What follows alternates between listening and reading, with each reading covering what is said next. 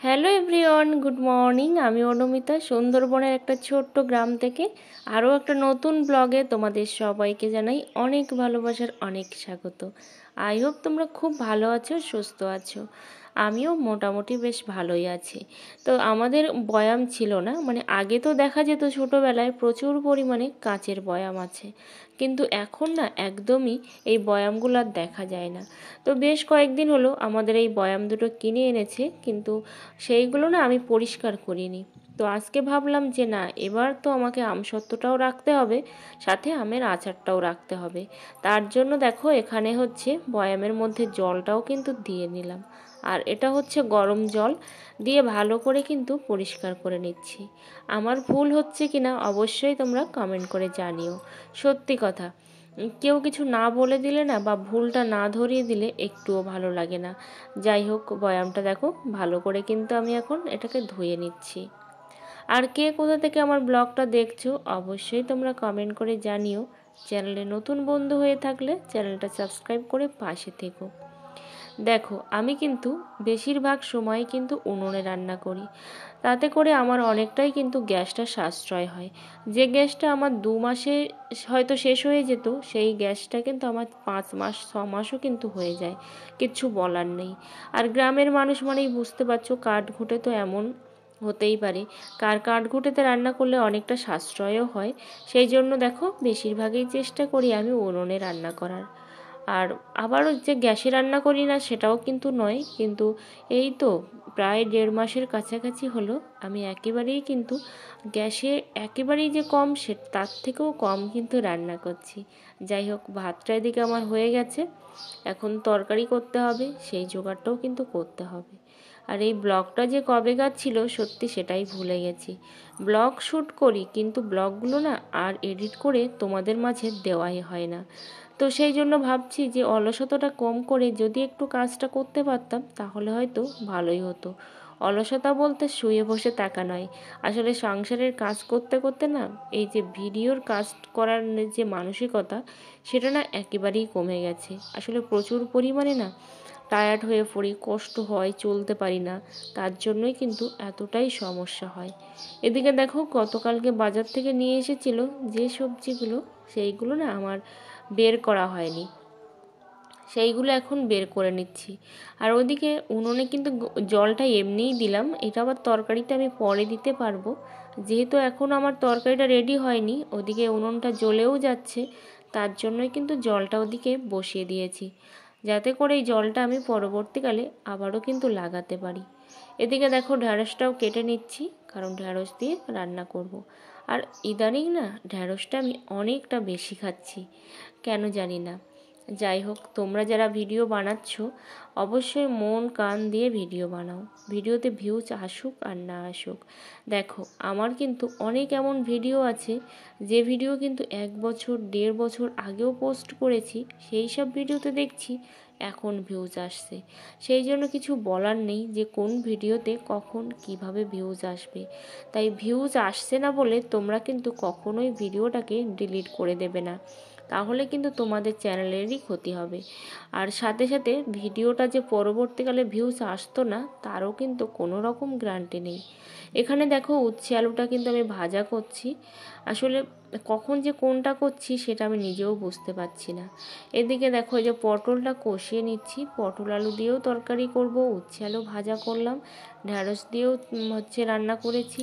তো এরকম করে কিন্তু অনেকটা তাড়াহুড়োর মধ্যে আমার সকালটা কেটে যায়, রান্না বান্না, ঘরের কাজ, সাথে ঠাকুর পূজা, সমস্তটাই।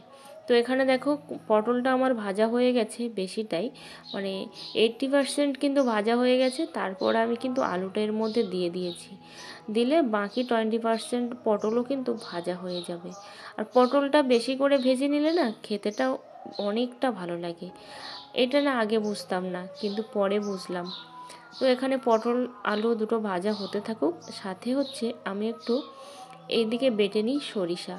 আর হঠাৎ করে না এত সরিষা বাটা খাচ্ছি যে কি বলবো। আগে তো এত সরিষা বাটা খেতামই না, কিন্তু রিসেন্ট দেখছি অনেকটাই খাওয়া হয়ে যাচ্ছে।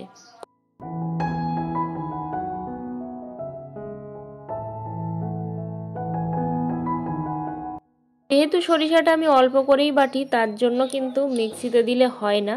আর রসুনটা না মিক্সির থেকে দেখলাম যে শিলে বাটলে বেশি ভালো হয় আর বেশি টেস্টি হয়। সেই জন্য রসুন তারপর সরিষা এগুলো কিন্তু আমি শিলেই বেশিরভাগ বেটে নিই। আর সরিষাটা তো আমি শিলেই বাটি, কোনো দিনই আমি মিক্সিতে বাটি না, কারণ অল্প পরিমাণে তো একটুও বাটা হয় না। বেকার বেকার শুধু সময়টাও নষ্ট হয়, সাথে কিন্তু আবার নতুন করেও করে নিতে হয়।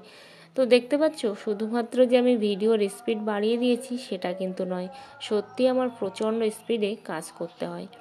তো এখানে দেখো আমি কিন্তু লঙ্কার গুঁড়োটাও ভরে নিচ্ছি, কারণ লঙ্কার গুঁড়োটা ফুরিয়ে গেছিলো কৌটার মধ্যে।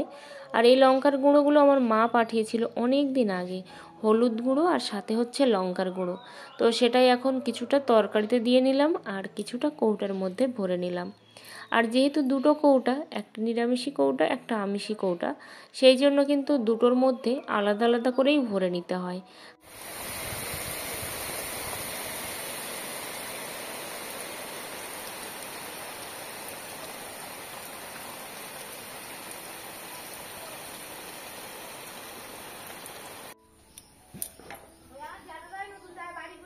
হুম,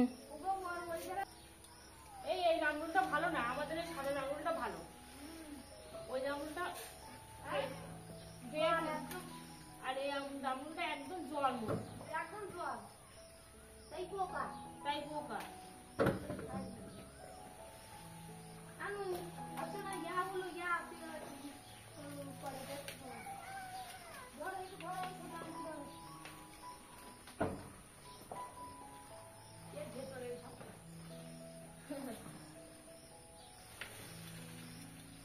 এটাই তো ভয়, দেখি এটা পানি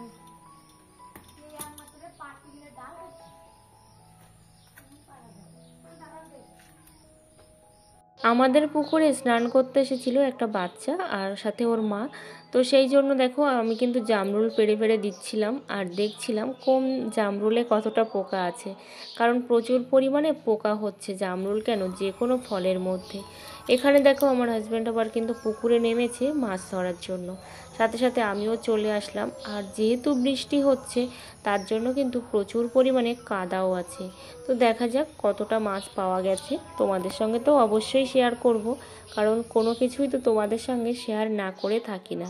তো এই যে এইটা কিন্তু আমি ডাস্টবিনের জন্য কিনেছিলাম ফ্লিপকার্ট থেকে, কিন্তু কোনো দিন আমি ডাস্টবিন হিসাবে ইউজ করতে পারিনি, সব সময় কিন্তু এই মাছের বালতি হিসাবেই ইউজ করতে হয়েছে আমাকে। তো এখানে এই যে দেখো হচ্ছে মাছটা জাপানি পুঁটি আছে, একটা ছোট ছিল রুই মাছ, একটা হচ্ছে কই মাছ। তো মাছগুলো এখন আমি কেটে নিচ্ছি, আর আজকে মাছটা খাবো না, আগামীকাল খাবো। আর আগামীকালের জন্যই কিন্তু আমি রেডি করে এখানে মাছটা রেখে দিলাম। তো এখানে দেখো সন্ধ্যাবেলা, মানে সন্ধ্যাবেলায় রান্না করছি আমি এখানে। তো হবে চিকেন, তার জন্য কিন্তু এখানে মশলাটা আমি কষিয়ে নিচ্ছি। আর রাত্রেবেলা তো আমি গ্যাসেই রান্না করি, যেটুকু রান্না হয় সেটুকু গ্যাসেই রান্না করি, কিন্তু বেশিরভাগ সময় কিন্তু রান্নাটা থেকেই যায় আমাদের। তো এখানে দেখো চিকেনটা আমি ম্যারিনেট করিনি, জাস্ট ধুয়ে জল ঝরিয়ে রেখে দিয়েছিলাম। তো এইভাবেও কিন্তু অনেকটাই টেস্টি হয়, তোমরা একবার হলেও খেয়ে দেখো ম্যারিনেট ছাড়া, সত্যি কতটা ভালো লাগে খেতে। যাই হোক, এখানে কিন্তু এখন আমি চিকেনটা রান্না করব। আর এত পরিমাণে গরম, মানে বৃষ্টি হচ্ছে তারপরেও কিন্তু প্রচুর গরম পড়ছে। হ্যাঁ, যেটা বলছিলাম তোমাদেরকে, মন দিয়ে কাজ করো, ভিউজ আসুক আর না আসুক তোমরা ভিডিও ডিলিট করবে না, কন্টিনিউ কাজ করতে থাকবে, দেখবে একদিন না একদিন ঠিক তোমাদের ভিডিওতে ভিউজ চলে আসবে। কারণ এটাই কিন্তু হয়, আমার অনেক ভিডিওতে ভিউজ চলে এসেছে। 1.5 বছর আগের ভিডিও, ভাবতে পারছো, সেই ভিডিওতেও কিন্তু এখন ভিউজ আসছে। দেখো কালারটাও কিন্তু চলে এসেছে। আর যেহেতু আমি গুঁড়ো লঙ্কা দিইনি, কাঁচা লঙ্কা দিয়েছি, কালারটা একটু একটু কিন্তু মানে হলুদ হলুদ আছে, লালটা কম হয়েছে। তো এখানে একটু জায়ফল জয়িত্রী দিয়ে দিলাম, তোমরা কেমন করে দাও অবশ্যই আমাকে জানিও, আমি তো এইভাবেই দিলাম। যাই হোক, এখন হচ্ছে মশলাটা আরও বেশ কিছুক্ষণ আমি কষাবো। আর এদিকে কষানো হতে থাকুক, সাথে আমি অন্য কাজগুলো একটু সেরে নিই। দেখো এখানে হচ্ছে আমি বয়ামের মধ্যে কিছু জিনিসপত্র ভরে নেব, সাথে হচ্ছে এখানে আমি ভাত ছিল, ভাতটা একেবারেই না জল হয়ে গেছে, সেই জন্য ভাতটাকে এখানে আমি হচ্ছে জল দিয়ে রেখে দেব আগামীকালের জন্য, কারণ নষ্ট করব না। যে কোনো জিনিস নষ্ট না করাই ভালো। আর যেহেতু ভাতটা ভালো আছে তার জন্য আগামীকাল পান্তা হয়ে যাবে। আর তা না হলে তো মুরগি আছে, মুরগিকে তো ভাত দিতেই হয় গুঁড়োর সঙ্গে। তো এখানে দেখো বাজার থেকে এনে দিল সরিষার তেল, আর সাথে হচ্ছে কয়েকটা জিনিস এনে দিল, কারণ এগুলো ফুরিয়ে গেছিলো, তো সেইগুলো কিন্তু নিয়ে আসলো। আর এইদিকে দেখো এটা হচ্ছে পাশে একটা ভাগ্নে, ও এনে দিল এই তেলগুলো, যেহেতু আমার হাজব্যান্ড গেছে বাইকটা রাখতে সে কারণেই সে এনে দিল। এখানে দেখো আমসত্ত্বটা করেছিলাম, আমসত্ত্ব নয় এটা আমের জেলি, তো সেটাই এখন বয়ামের মধ্যে কিন্তু ভরে নিচ্ছি। আর এই যে বয়ামটা আমি গতকালকে কিন্তু এটা পরিষ্কার করেছিলাম, তারপরে আর কিন্তু রাখা হয়নি ওর মধ্যে, ভালো করে শুকনো করে মুছে তারপরে কিন্তু এখানে রেখে দিচ্ছি।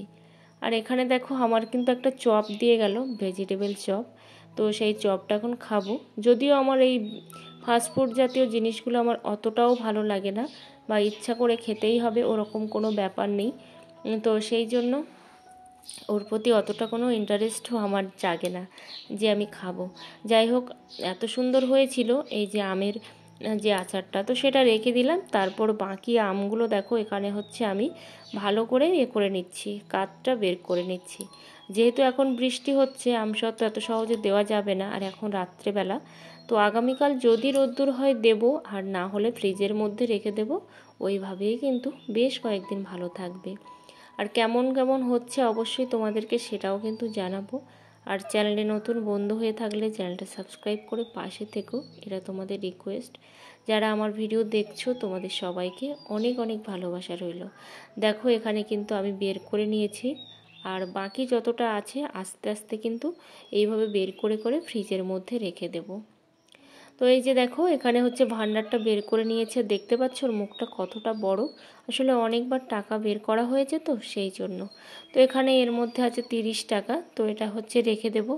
এইভাবেই কিন্তু আমি মধ্যবিত্ত সংসারে সেভিংস করি।